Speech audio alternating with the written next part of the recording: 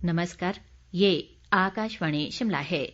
अब आप प्रभा शर्मा से कोविड-19 पर विशेष समाचार सुनिए। देश कोविड टीकाकरण अभियान के अंतर्गत 150 करोड़ टीके लगाने की दिशा में निरंतर आगे बढ़ रहा है।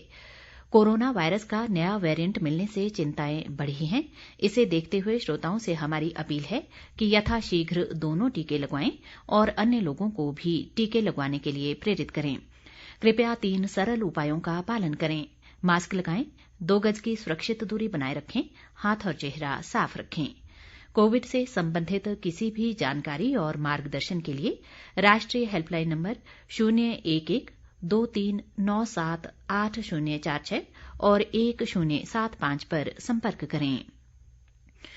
मुख्यमंत्री जयराम ठाकुर ने 4 दिसंबर तक प्रदेश की पात्र आबादी को टीकाकरण की दूसरी खुराक का 100% लक्ष्य हासिल करने के अधिकारियों को निर्देश दिए हैं।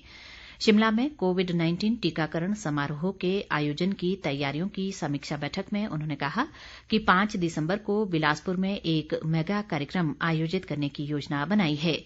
इस कार्यक्रम में केंद्रीय स्वास्थ्य मंत्री मनसुख मांडविया और भाजपा के राष्ट्रीय अध्यक्ष जगत प्रकाश नड्डा शामिल होंगे।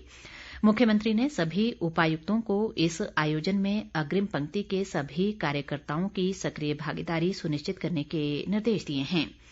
उन्होंने कहा कि सभी जिला मुख्यालयों में LED स्क्रीन लगाई जाएंगी ताकि प्रदेश भर में इस समारोह को धूमधाम से मनाया जा सके।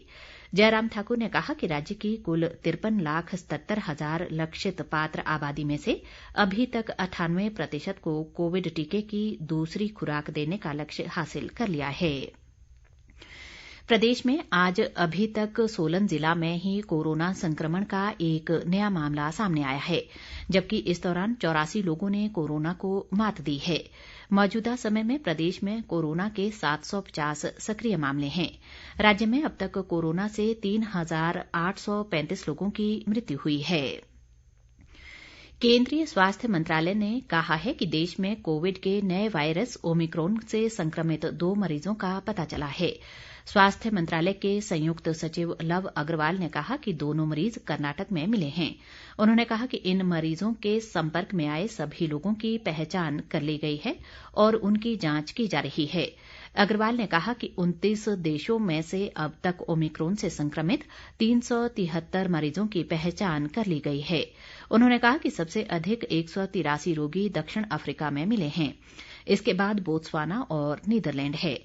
अग्रवाल ने ओमिक्रॉन के तेज संक्रमण और घातक होने के बारे में कहा कि शुरुआती आंकड़े वायरस के नए स्वरूप के तेज संक्रमण को दर्शाते हैं, लेकिन तथ्यों पर आधारित और अध्ययन की आवश्यकता है।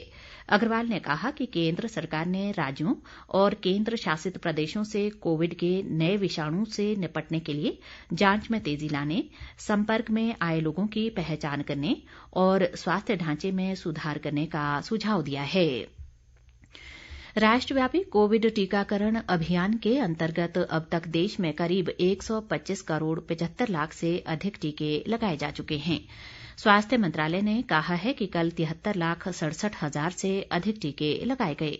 इस दौरान 9,216 नए मामलों की पुष्टि हुई, जबकि 8,612 रोगी स्वस्थ हुए हैं। स्वस्थ होने की दर 98.35% हो गई है। देश में अब तक 3 करोड़ 40 लाख 45 हजार से भी अधिक रोगी ठीक हो चुके हैं। अब तक देश में 64 करोड़ 46 लाख से अधिक कोविड नमूनों की जांच की जा चुकी है। इस बीच केंद्र सरकार ने कहा है कि राज्यों व केंद्र शासित प्रदेशों को अब तक 138 करोड़ 50 लाख से अधिक कोविड टीके निशुल्क उपलब्ध कराए गए हैं। स्वास्थ्य मंत्रालय के अनुसार 22 करोड़ 5 लाख से अधिक टीके अब भी उनके पास शेष हैं।